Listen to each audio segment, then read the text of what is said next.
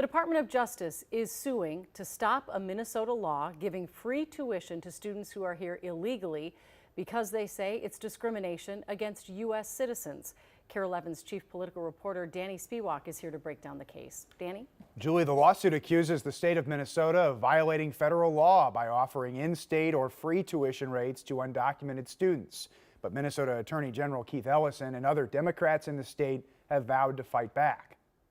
In 2013, the state legislature passed the Minnesota DREAM Act, extending financial aid and in-state tuition rates to undocumented students. Growing up undocumented, I had to live with the consequences of being denied access to affordable education. Carolina Ortiz with the immigration advocacy group COPAL Minnesota says she couldn't have gone to college if not for the DREAM Act. Prior to that, either I was fully denied because of my status, or they said, yes, we'll accept you, but you have to pay out-of-state tuition and you have to pay for everything up front.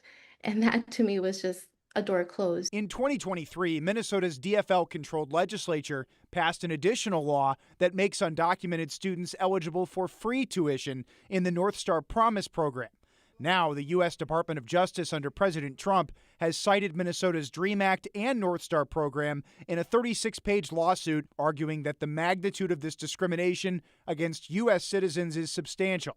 At the state capitol this year, Minnesota Republicans made similar arguments about public benefits for undocumented immigrants, led by Representative Isaac Schultz in the House. Minnesotans today are seeing their tax dollars go to folks who are here illegally. Although Republicans were successful in rolling back health care benefits for undocumented adults, their proposals around college tuition were unsuccessful. We worked so hard to get this passed. DFL Senator Sandy Pappas sponsored the 2013 DREAM Act that the Trump administration is suing over. I'm just sad that the federal government is trying to do this, and I know that the Attorney General is going to fight back really hard.